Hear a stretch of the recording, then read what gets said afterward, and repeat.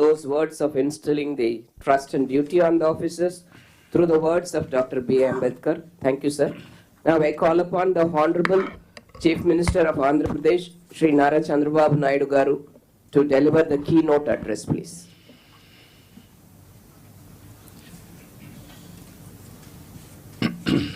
గౌరవనీయులు మిత్రులు, గౌరవ deputy chief minister Shri Pawan Kalyan garu, గౌరవ revenue minister Shri Anagani Satyaprasad garu, respected cabinet colleagues, గౌరవనీయులు chief secretary Neerabh Kumar Prasad garu, special chief secretary revenue RP Sisodia garu, CCLA గౌరవనీయురాలు జయలక్ష్మి గారు, గౌరవ secretaries to government, head of the departments, district collectors and other senior officers. ఇప్పుడు ఇక్కడ మన కాన్ఫరెన్స్ కూడా అందరూ కూడా ఒకే వేవ్ లెంగ్త్లో పనిచేయాలని డిస్ట్రిక్ట్ లెవెల్లో ఉండే డిస్ట్రిక్ట్ ఆఫీసర్స్ అందరినీ వీడియో కాన్ఫరెన్స్లో పెట్టాం. అక్కడుండే డిస్ట్రిక్ట్ ఆఫీసర్స్కి అందరికి కూడా నా నమస్కారాలు. మొట్టమొదటిసారిగా కలెక్టర్స్ కాన్ఫరెన్స్కి మీకు అందరికీ స్వాగతం. ఇది ఒక హిస్టారికల్ కాన్ఫరెన్స్. ఎప్పుడు కూడా ఎప్పటికప్పుడు ఒక లక్ష్యాన్ని నిర్దేశించుకుని తద్వారా ముందుకు పోవాల్సిన అవసరం ఉంది. నేను ఈరోజు కొత్తగా ఈ కాన్ఫరెన్స్లు పెట్టడం లేదు. 95లో నేను ముఖ్యమంత్రి అయినప్పటి నుంచి ఇది 4th టైం సీఎం అయిన తర్వాత విధిగా కలెక్టర్స్ కాన్ఫరెన్స్లు పెట్టి ఏం చేయాలనేది ఒక డైరెక్షన్ ఇవ్వడం కానీ కలెక్టివ్ రెస్పాన్సిబిలిటీ గుర్తు చేస్తూ ముందుకెళ్ళాం. ఇప్పుడే మిత్రులు మాట్లాడారు. ఈరోజు మనం కాన్ఫరెన్స్ ఒక చరిత్ర తిరగ రాయబోతుంది. అదే సమయంలో మనందరం ఒకటి గుర్తుపెట్టుకోవాల్సిన అవసరం ఉంది. 5 ఏళ్లకు మునుపు ఒక కాన్ఫరెన్స్ పెట్టారు. కొంతమందికి ఉండే ఆఫీసర్లకి, సీనియర్ ఆఫీసర్లకి అందరికీ జ్ఞాపకం ఉంటుంది. అదే ప్రజావేదికలో కలెక్టర్స్ కాన్ఫరెన్స్ పెట్టి ఆనాటి ముఖ్యమంత్రి ఈ కాన్ఫరెన్స్ అవుతానే ఈ బిల్డింగ్ను కూలగొడతామని అనౌన్స్ చేసి విధ్వంసానికి శ్రీకారం చుట్టాడు. అక్కడ నుంచి 5 ఏళ్ళు అన్ని రంగాల్లో ఒక రంగం అని మిగలలేదు. నేను 4వసారి ముఖ్యమంత్రి అయిన తర్వాత ఫస్ట్ టైం నేను ముఖ్యమంత్రి అయ్యాను. ఇబ్బందులున్నాయి, ఆర్థిక ఇబ్బందులున్నాయి, కానీ ఆఫీసర్లో మొరేల్ చాలా హైగా ఉంది. అప్పుడు ఆ రోజు జరిగింది కాస్తో కూస్తో ఇన్ఎఫిషియన్సీ, లేకపోతే కొంత కరప్షన్. ఇప్పుడు అట్లా కాకుండా విధ్వంసం, పనిచేసే ఆఫీసర్లందరినీ పక్కన పెట్టడం, ఆఫీసర్లు కూడా బ్లాక్మెయిల్ చేయడం, ఒకటి కాదు అన్నీ కలిసి ఈరోజు ఈ స్టేజ్కి నేను ఎప్పుడూ చూడనంత ఒకటి బ్రాండ్ ఏపీ దెబ్బతినింది. ఆఫీసర్ల యొక్క మనోభావాల్ని దెబ్బతీశారు. ఢిల్లీకి పోతే ఒకప్పుడు Andhra bureaucracy one of the best bureaucracy, మీరు గుర్తుపెట్టుకోవాలి. ఇక్కడి నుంచి పోయిన ఐఏఎస్ ఆఫీసర్స్ సక్సెసివ్ 3-4 ఐటీ సెక్రటరీలు అయ్యారు కంటిన్యూగా. ఇక్కడ నుంచి పోయినటువంటి ఫైనాన్స్ సెక్రటరీస్ ఆర్బీఐ గవర్నర్లు అయ్యారు. ఇక్కడి నుంచి పోయిన వాళ్ళు కేంద్రంలో కీలక బాధ్యతలు వహించారు. వరల్డ్ బ్యాంక్ వెళ్ళారు. ఈరోజు మనం చూస్తూ ఉంటే ఆంధ్ర ఆఫీసర్స్ అంటే ఢిల్లీలో కూడా అన్టచబుల్స్ కింద వీళ్ళు ఏమి చేయలేరు అనే పరిస్థితికి వచ్చారు. ఎప్పుడు కూడా మనం గుర్తుపెట్టుకోవాల్సింది నేను ఇంత మునిపే మీతో చెప్పాను,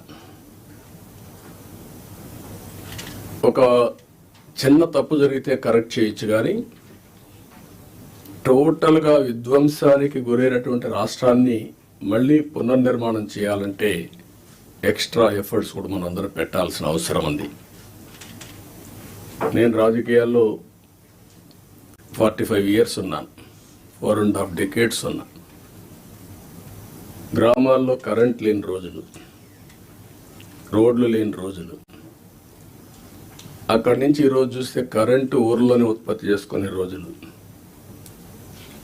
కార్లు ఆటోమేటిక్ కార్లు వచ్చేసి డ్రైవర్లెస్ కార్లు వచ్చే పరిస్థితికి వచ్చింది.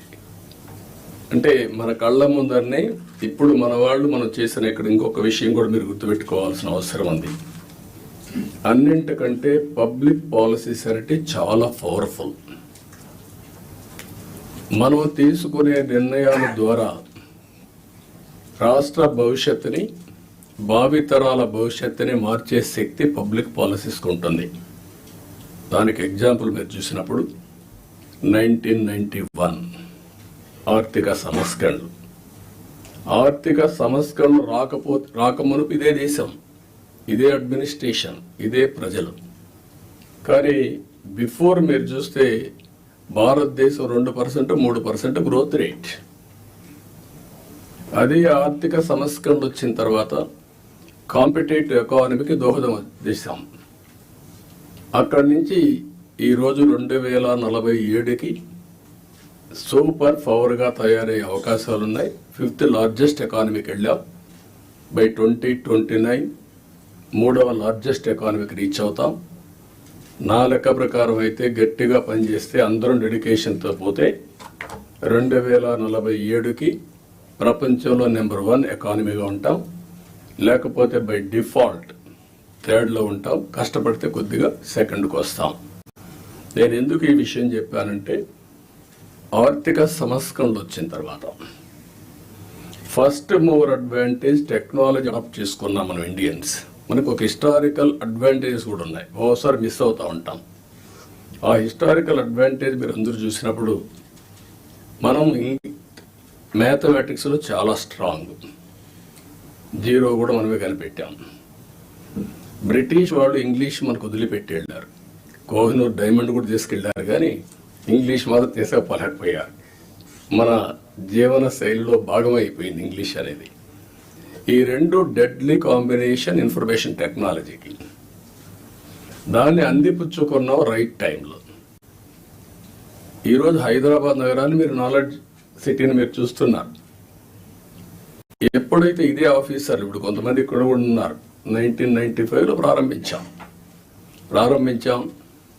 9 ఏళ్లలో బెస్ట్ ఎకో సిస్టమ్ క్రియేట్ చేశాం. తర్వాత వచ్చిన పాలకులు ఎవరు కూడా విధ్వంసం చేయలేదు, కాబట్టి ఇప్పటికి కూడా దాని ఫలితాలు ప్రజలు ఎంజాయ్ చేసే పరిస్థితికి వచ్చారు.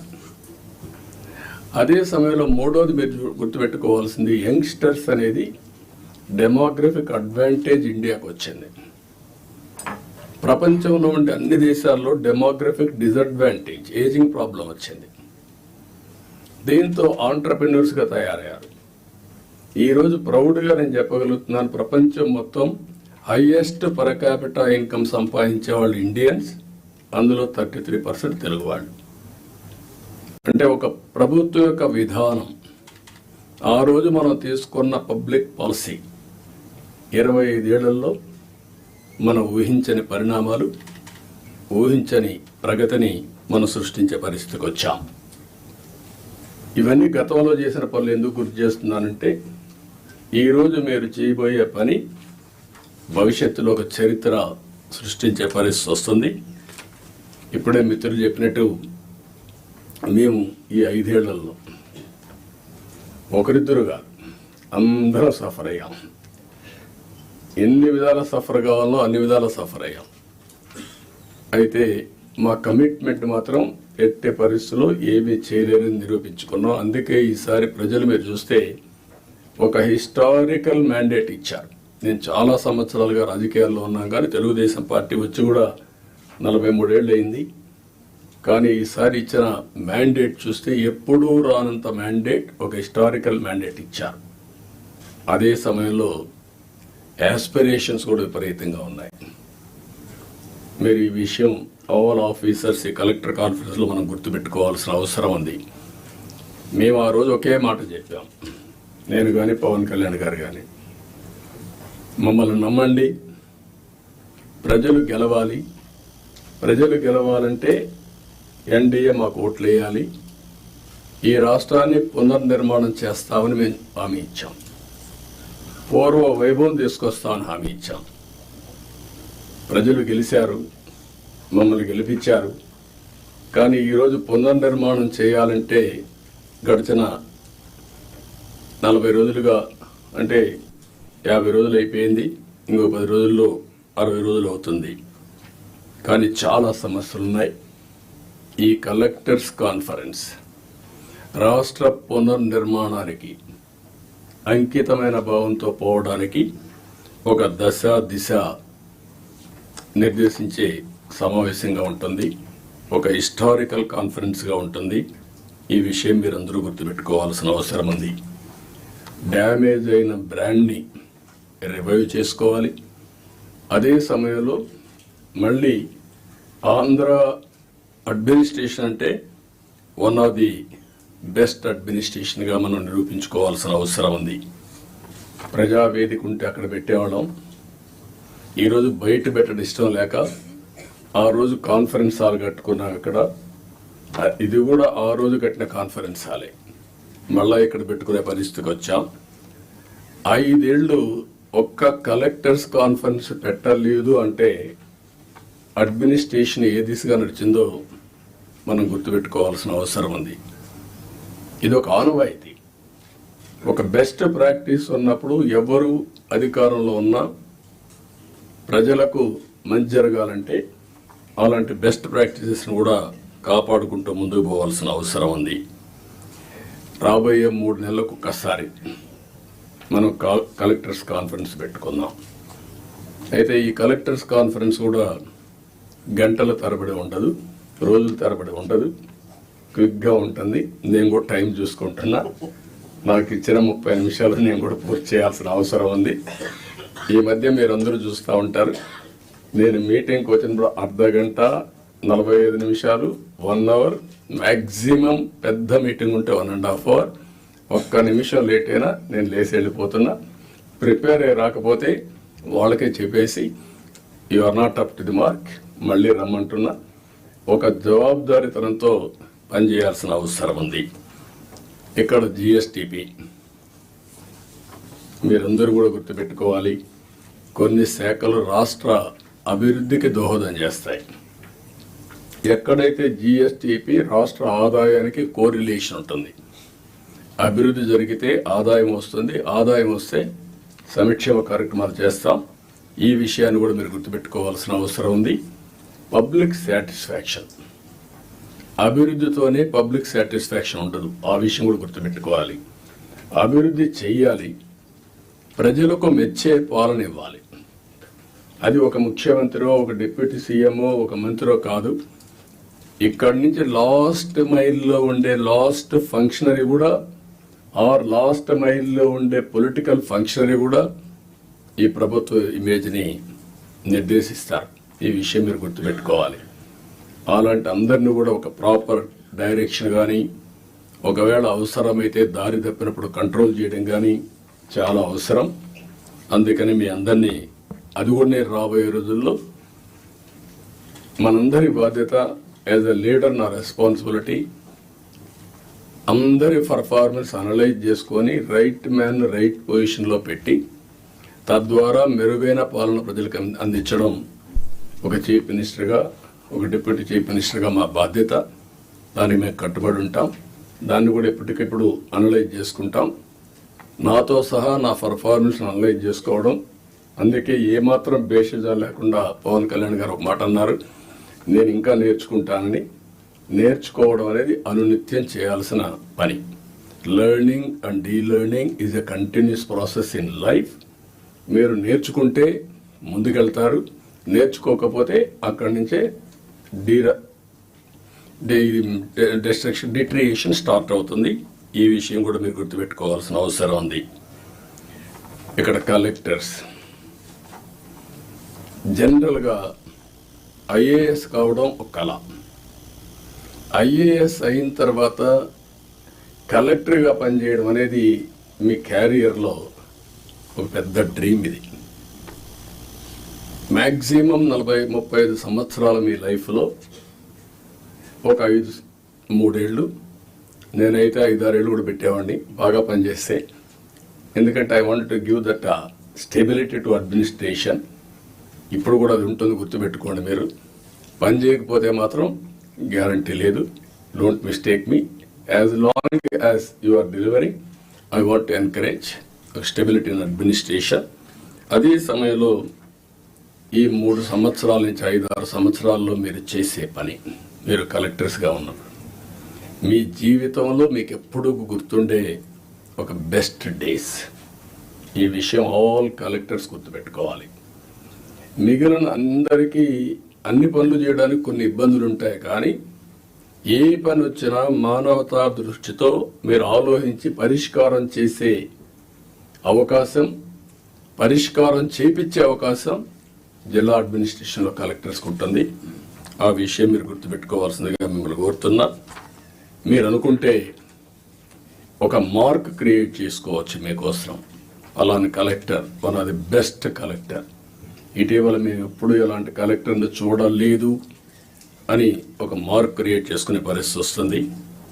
దానికి మీరందరూ కూడా ఈరోజు నుంచి ఆ సంకల్పం చేయడమే కాకుండా దాన్ని సాధించడం కోసం పనిచేయాల్సిందిగా నేను మిమ్మల్ని కోరుతున్నా. రెండోది, నేను ముందే చెప్పాను, 2014 ఆ రోజు బైఫర్కేషన్లో కొన్ని ఇబ్బందులు వచ్చాయి. కానీ ఆ బైఫర్కేషన్ నుంచి కంటే కూడా 2019-24 అడ్మినిస్ట్రేషన్ వల్ల చాలా నష్టపోయాం. ఈరోజు మనం ఒకసారి చూస్తే 10 లక్షల కోట్ల రూపాయలు అప్పులు, 7 వైట్ పేపర్స్ పబ్లిసైజ్ చేశాం. ఎక్కడ చూసినా ఒక అడ్మినిస్ట్రేషన్ అంటే, ఒక పరిపాలన అంటే సమస్యల్ని పరిష్కారం చేసి ప్రజలకు మెరుగైనటువంటి జీవన ప్రమాణాలు ఇవ్వాల్సిన అవసరం ఉంది. కానీ మొన్నే మీరు చూశారు ఎంత దారుణం అంటే, ఎక్కడికి పోయినా నేను పార్టీ ఆఫీస్కి వెళ్తే 3 గంటలు నాన్ స్టాపబుల్ పిటిషన్లు తీసుకుంటే ఒక 4,000 నుంచి 5,000 పిటిషన్లు వచ్చాయి. 5,000 పిటిషన్లో సగం పిటిషన్లు ల్యాండ్ రిలేటెడ్ ఇష్యూస్ వచ్చాయి. అంటే భూ సమస్యలే 50%. ఎవరు తప్పిది? ఎప్పుడు నా 14 సంవత్సరాల సర్వీస్లో కానీ ఇంత విధ్వంసం, ఇంత భూ కబ్జాలు, ఇంత 22A మిస్యూజ్ చేయడం ఎప్పుడూ నేను చూడలేదు. ఇప్పుడు ఏ రికార్డ్ చూసినా సస్పిషన్తో చూసే పరిస్థితి వస్తూ ఉంది. అంతవరకు వెళ్ళిపోయే పరిస్థితి వచ్చింది. అందుకే ఫస్ట్ క్యాబినెట్లోనే మేము ఏదైతే ల్యాండ్ టైటిలింగ్ యాక్ట్ ఉందో దాన్ని రద్దు చేశాం. సర్వేను కూడా హోల్డ్లో పెట్టాం. ఆ సర్వే కూడా ఇప్పుడే రెవెన్యూ మినిస్టర్ చెప్పినట్టు ఎవడు ఊహించినటువంటి సర్వే రాళ్ళు, దానికి కూడా Galaxy granite, one of the best granite. భూమిలో పూడ్చే రాయికి ఇంట్లో వేసుకునే ఒక ఫ్యాన్సీ గెలాక్సీ గ్రెనైట్ పెట్టి దాని మీద ఫోటో వేసుకోవాలని ఆలోచన వచ్చిందంటే ఎంత దుర్మార్గమైన ఆలోచన అర్థం చేసుకోవాల్సిన అవసరం ఉంది మనందరం. ఇది సివిలైజ్డ్ వరల్డ్ ఎవరు క్షమించరు ఇవన్నీ. అలాంటివి చేశారు. ఇంకొక పక్కన పట్టాదారు పాస్ పుస్తకాల్లో ఫోటోలు వేసుకోవడం. ఇట్ ఈస్ ఏ గవర్నమెంట్, ఇది అథారిటీ. పట్టా ఇచ్చేది నేను ఇవ్వాల, ముఖ్యమంత్రిగా ఈరోజు ఉంటాను. కానీ తరతరాలుగా తల్లి వాళ్ళ యొక్క పేరెంట్స్ కానీ పూర్వీకులు కానీ సంపాదించిన కష్టార్జితం అలాంటి దాని మీద ఫోటోలు వేసుకోవడం ఇవన్నీ జరిగాయి. ఇవన్నీ కూడా నేను మిమ్మల్ని కోరేది ఒకటే కోరుతున్నా, అవన్నిటికీ ఫుల్ స్టాప్ పెట్టాల్సిన అవసరం ఉంది. ఒక న్యూ ఓరియంటేషన్తో మీరందరూ ముందుకు పోవాల్సిన అవసరం ఉంది. మళ్ళీ సంపద సృష్టించడం, సంక్షేమాన్ని సిన్సియర్గా అమలు చేయడం, ఇవన్నీ జరగాలంటే మళ్ళా వినూత్నంగా ఇప్పుడు డబ్బులు కూడా లేవు. నేను ఒకటే చెప్పాను, వినూత్నంగా ఆలోచించడం. నేను ఒరిజినల్గా మీకు జ్ఞాపకం చేస్తున్నా, ఒకప్పుడు రోడ్లకు డబ్బులు ఉండేటివి కాదు.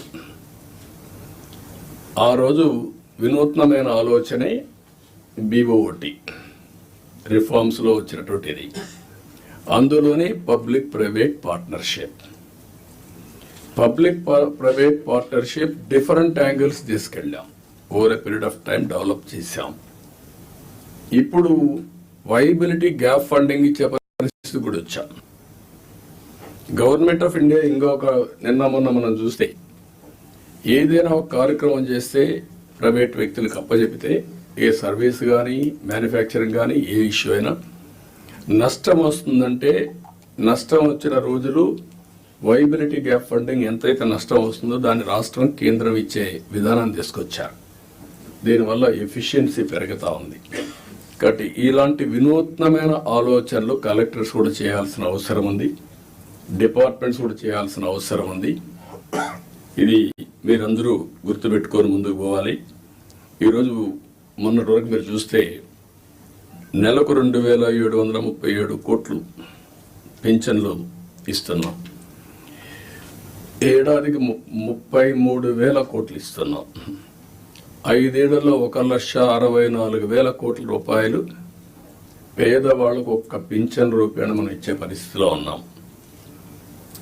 నేను ఇక్కడ మిమ్మల్ని అందరినీ ఒకటే కోరుతున్నా, 2,50,000 కోట్ల రూపాయలు DBT ఇచ్చామని ఒక్క బటన్ నొక్కడం తప్ప ఎప్పుడు వాళ్ళపై డైరెక్ట్ గా పరామర్శించింది లేదు. రెండోది, ఏ ఫంక్షన్ పెట్టినా మనుషులను తీసుకొచ్చి బలవంతంగా తీసుకొచ్చి పెద్ద పెద్ద మీటింగ్లు పెట్టి ఇబ్బందులు పెట్టిన సందర్భాలు ఉన్నాయి.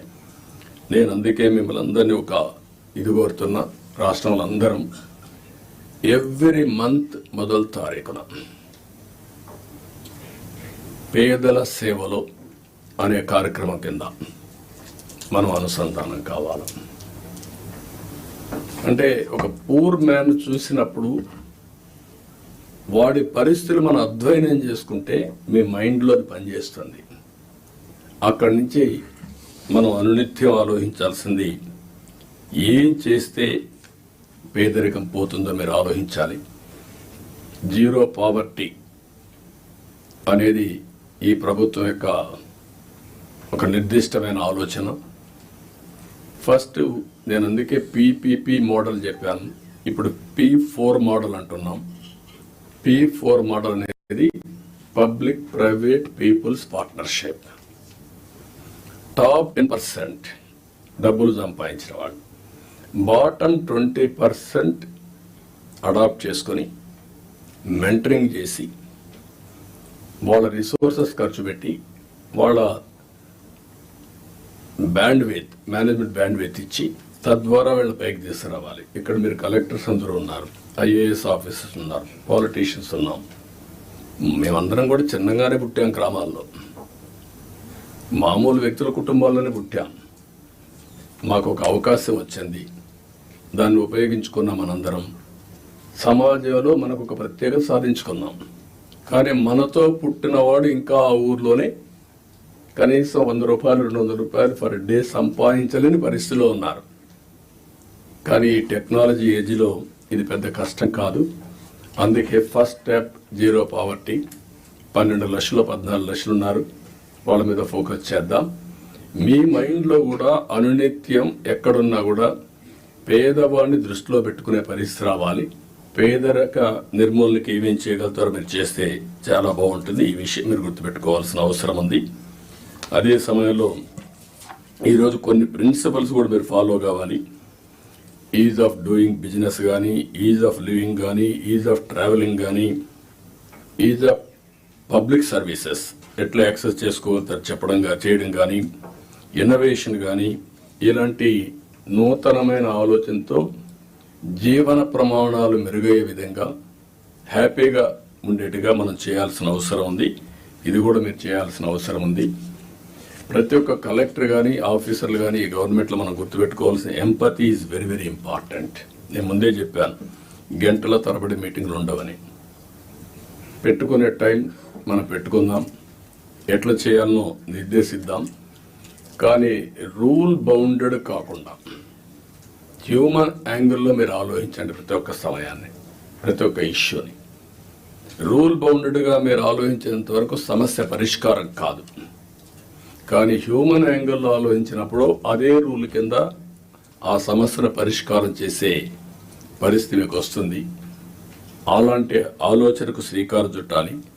మీ సబార్డినేట్స్ని కూడా ఎక్కడ కానీ మీరు చెప్తున్నా, మన ప్రవర్తనలో ఒక పాజిటివ్ ప్రవర్తన ఉండాలి. ప్లింతీ లాంగ్వేజ్ వాడడం, లేకుంటే మనకు అధికారం ఉందని ఒక పెత్తందారి వ్యవస్థ మరిగా బిహేవ్ చేయడం, అలాంటి ఎక్కడా లేకుండా ప్రతి ఒక్కరు గుర్తుపెట్టుకోవాల్సింది. కొలీగ్స్ని ఏ విధంగా పని చేయించామో రాజీ లేదు, కానీ వల్గర్గా మాట్లాడి వాళ్ళని కొంచెం ఇన్సల్ట్ చేయడం ఇలాంటి చేయకూడదన్న అభిప్రాయం. దాన్ని మీరు ఫాలో కావాలి. మీరు చేసే పని మాకు రిఫ్లెక్ట్ అవుతుంది. మళ్ళీ ఈ విషయం గుర్తుపెట్టుకోవాలి. మీరు ఒక వ్యక్తి అయితే మీకు అన్వయిస్తారు. వ్యవస్థలో ఒక భాగమైనప్పుడు హెడ్ ఆఫ్ ది ఆర్గనైజేషన్ ఎవరైతే ఉంటారో వాళ్ళకు కూడా వస్తుంది. ఈ విషయం మీరు గుర్తుపెట్టుకోవాల్సిన అవసరం ఉంది. రెండోది యాక్సెసిబిలిటీ. మీ టైంని ఇయర్ మార్క్ చేసుకోండి. నేను కూడా ఎవ్రీ సాటర్డే కూర్చొని సీఎంఓ ఏ విధంగా పనిచేశాం, టైం ఎట్లా మేనేజ్ చేశాం, నేను ఎట్లా ఇంప్రూవ్ చేసుకోవాలి, అన్ని విషయాల్లో ఒక పక్క మీటింగ్స్, ఒక పక్క పబ్లిక్ రిలేషన్స్, ఒక పక్క మా పార్టీ వర్క్, అన్నిటికి కూడా మేము ఇయర్ మార్క్ చేసుకొని ముందుకు పోతున్నాం. అందరికి యాక్సెసిబిలిటీ ఇచ్చే పరిస్థితిలో ఉన్నాం. మీరు కూడా వీలైనంత వరకు యాక్సెసిబిలిటీ ఉండాల్సిన అవసరం ఉంది. ప్రజాప్రతినిధులు వచ్చినప్పుడు కూడా నేను ఒకటే చెప్తున్నా, this is a political governance. We are not dictators. Dictators అనుకున్న వాళ్ళు ఎవ్వరు కూడా మళ్ళీ తిరిగి ఎలక్షన్లో గెలవలేదు. మనం గుర్తుపెట్టుకోవాల్సింది, ప్రజాస్వామ్యంలో ఉన్నాం కాబట్టి పొలిటికల్ గవర్నెన్స్ మాకు ఒక మ్యాండేట్ ఇచ్చారు. ఆ మ్యాండేట్ మళ్ళీ మీరు పర్వాలేదు, కానీ మేము 5 ఏళ్ల తర్వాత మళ్ళీ ప్రజల దగ్గరికి వెళ్ళి మళ్ళీ ఓట్లు వేయించుకొని వస్తే ఇక్కడికి వస్తాం, అలాంటి అసెంబ్లీ కూడా రాము మేము. ఈ విషయం మీరు గుర్తుపెట్టుకోవాల్సింది. మొన్నైతే మంత్రులు ఒకరో వచ్చారేమో అసెంబ్లీకి, అందరూ ఎవరు అసెంబ్లీకి కూడా రాలేదు. ఈ విషయం మీరు గుర్తుపెట్టుకోవాల్సిన అవసరం. అందరినీ కలవండి. తప్పులు చేయమని నేను చెప్పడం లేదు, కానీ ఏదైనా ప్రజాప్రతినిధులు వచ్చినప్పుడు కరెక్ట్ విషయాలు చెప్పినప్పుడు, వాస్తవాలు మీ దృష్టికి తీసుకొచ్చినప్పుడు మీ బాధ్యత ఆ సమస్య పరిష్కారం చేయడం, ఆ క్రెడిట్ వాళ్ళకి ఇవ్వడం. 5 ఏళ్ల తర్వాత మీరు అక్కడ ఉండరు, మీకు ఆ క్రెడిట్ అవసరం లేదు. ప్రజాప్రతినిధి బాధ్యత, మీ బాధ్యత మీరు చేయడం, మీకు ఒక సాటిస్ఫాక్షన్ రావడం, మీ క్యారియర్లో మీరు చేసిన మంచి పనులు మీకు తృప్తినిస్తాయి. ప్రజాప్రతినిధి వాళ్ళ బాధ్యత అది కూడా మీరు గుర్తుపెట్టుకోవాల్సిన అవసరం ఉంది. రెండోది లీడర్షిప్ అండ్ ఓనర్షిప్. గవర్నమెంట్ చేసే ప్రతి ఒక్క ప్రోగ్రామ్ని మీరు ఓనర్షిప్ తీసుకోవాలి. ఇటు ఓన్ చేసుకున్నప్పుడు మీకు వచ్చే ఇంపాక్ట్ డిఫరెంట్గా ఉంటుంది. అది కూడా మీరు చేయాల్సిన అవసరం ఉంది. ఎఫెక్టివ్గా, ఎఫిషియెంట్గా స్టాండర్డ్ ఆపరేషన్ ప్రొసీజర్స్ అన్నీ మీరు చేసుకొని, ఎక్కడికక్కడ కీ పర్ఫార్మెన్స్ ఇండికేటర్స్ ఇవన్నీ కూడా తయారు చేసుకొని మీరు ముందుకు పోవాల్సిన అవసరం ఉంది. నేను ముందే చెప్పాను, 3 నెలలకు ఒకసారి నేను కూడా ప్రతి ఒక్కరిని ఒక అసెస్ చేసుకుంటాం. ఆ అసెస్ చేసుకున్నాం కాబట్టి మొన్న ఎలక్షన్లో మాకు వినబిలిటీ కానీ హిస్టారికల్ మ్యాండేట్ వచ్చింది. నేను తప్పు చేసినా కరెక్ట్ చేసుకుంటూ వచ్చాం.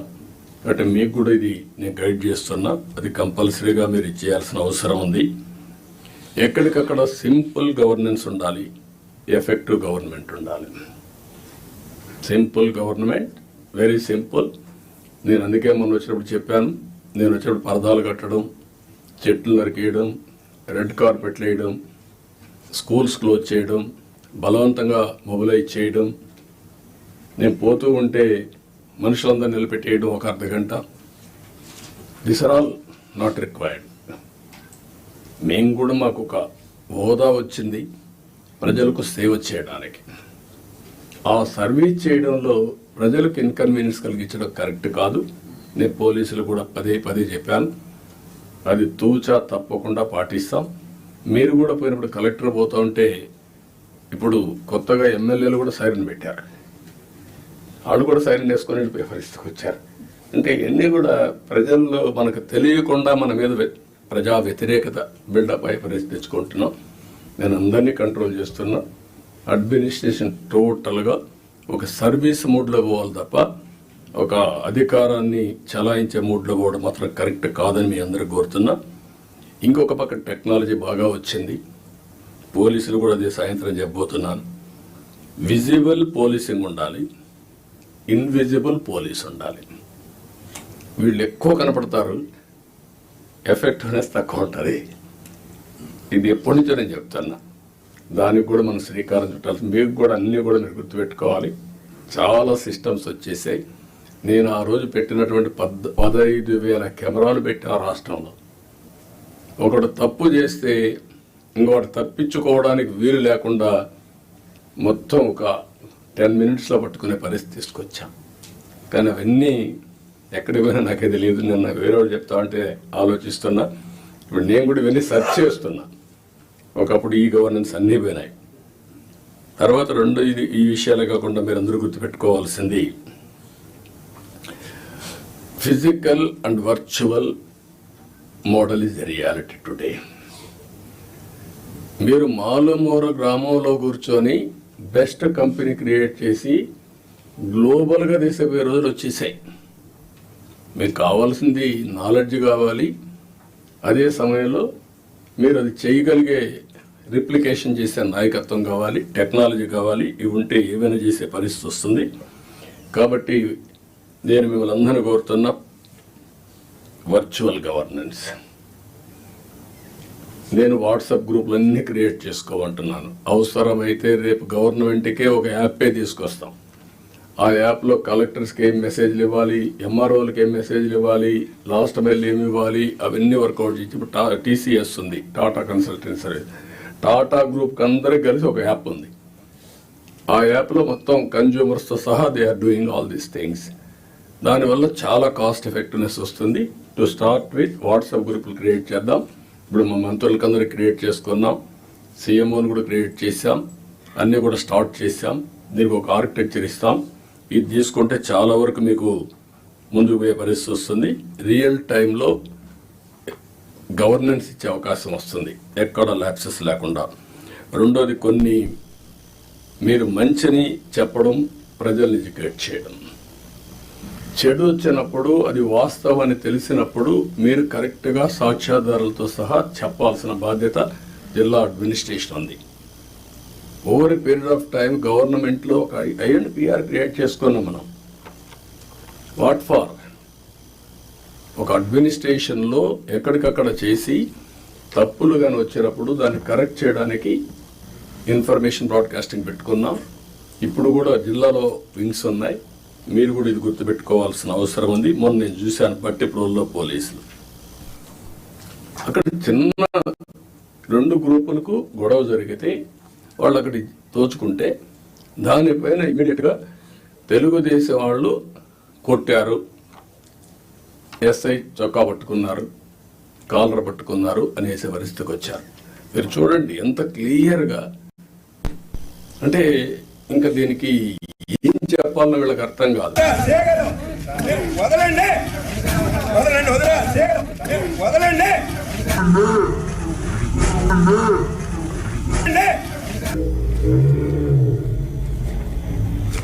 వదలమని అడుగుతున్నాడు.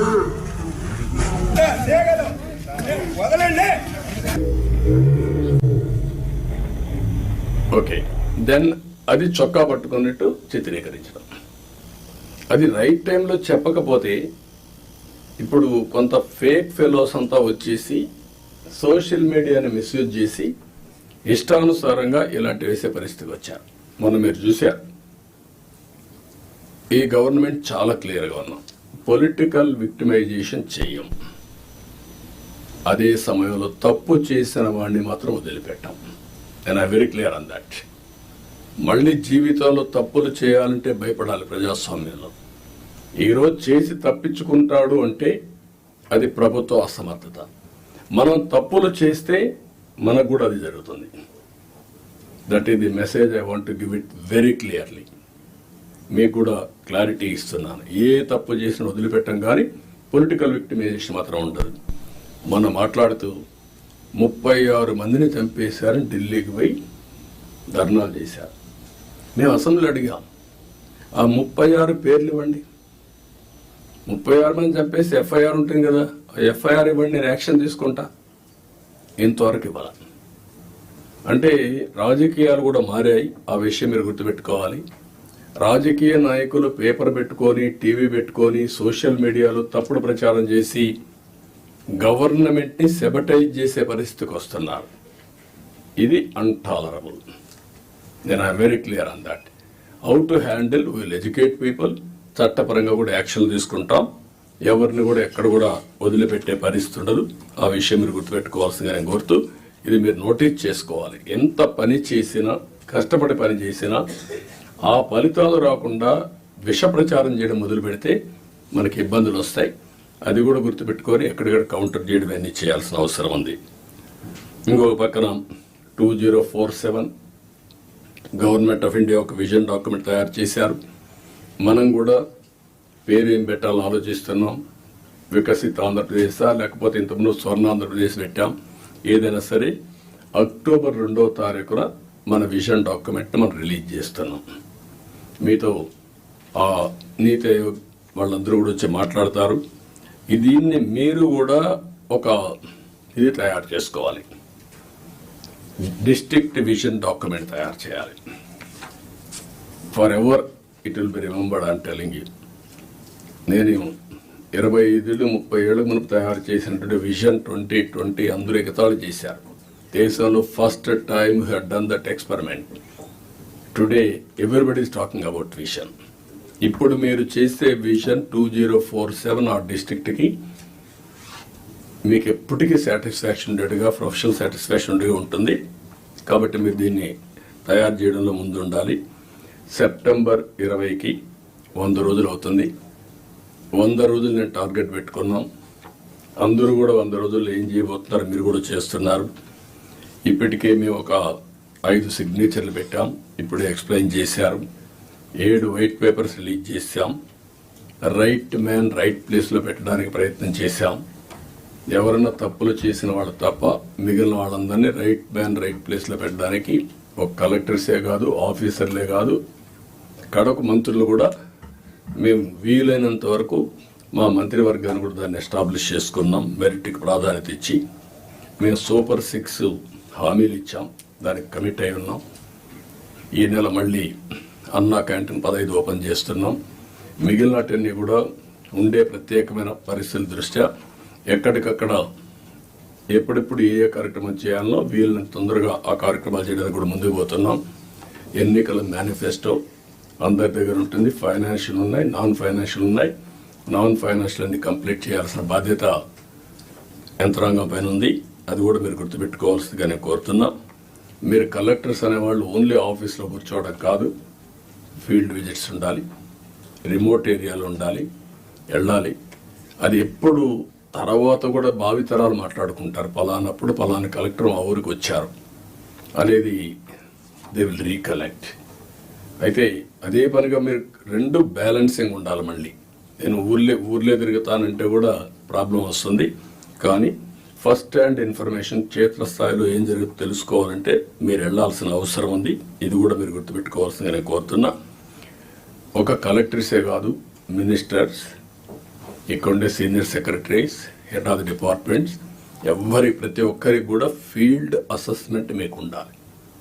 క్షేత్రస్థాయిలో మీరు చూసి వచ్చినప్పుడు మీకు వచ్చే ఆలోచనలు, మీ విధానం టోటల్గా మార్పు వస్తుంది.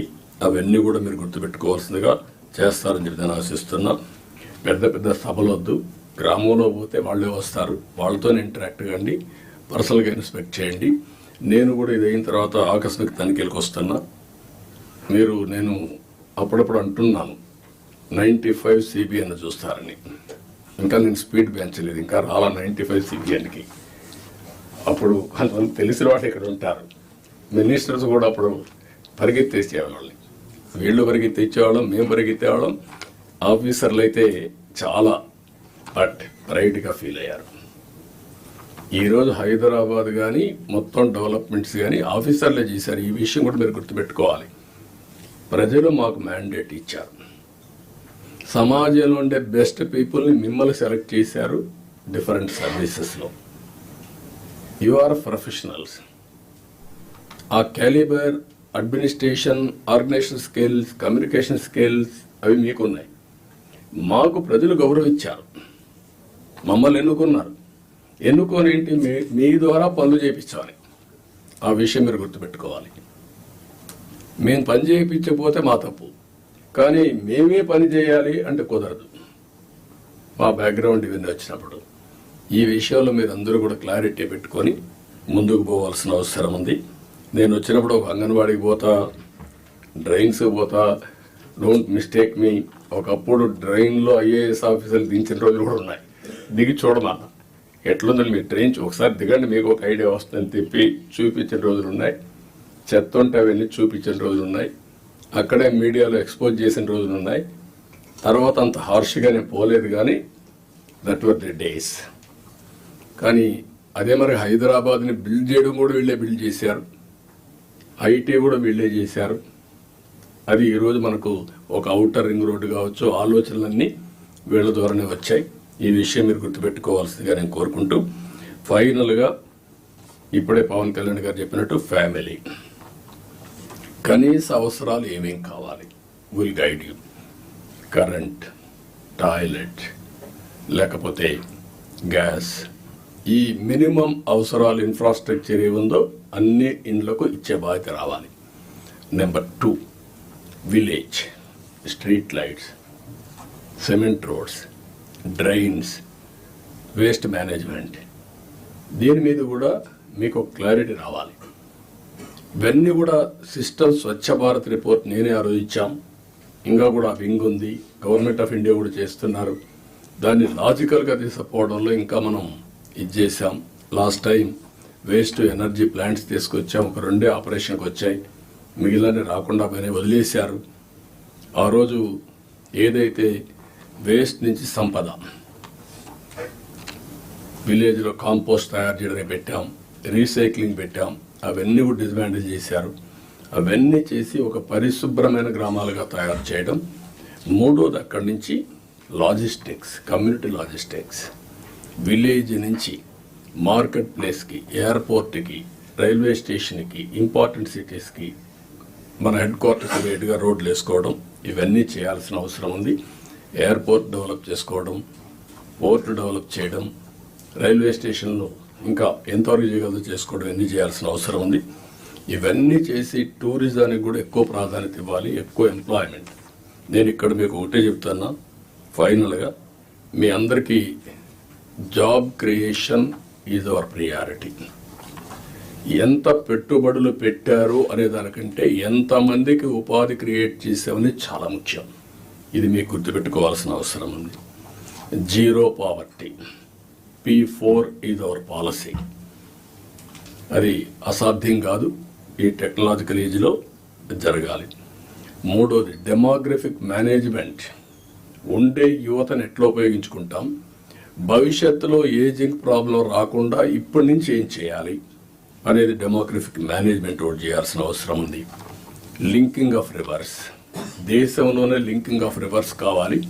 ఒకవేళ దేశంలో కాకపోయినా మన రాష్ట్రంలో లింకింగ్ ఆఫ్ రివర్స్ మనం చేసి డ్రౌట్ ప్రూఫ్ స్టేట్గా తయారు చేయడానికి ఎవ్రీ ఎకరాకు నీళ్ళు ఇచ్చే విధంగా మనం కానీ చేయగలిగితే ఎకానమీ ఆటో పైలట్లు వెళ్తుంది. ఆ విషయం మీరు దీనివల్ల ఎన్విరాన్మెంట్ బ్యాలెన్స్ అవుతుంది. ఇప్పుడు సోలార్ విండ్ వచ్చింది, ఇది కూడా వస్తే మీరు ఊహించినటువంటి జీవన ప్రమాణాలు పెరిగే పరిస్థితి వస్తుంది.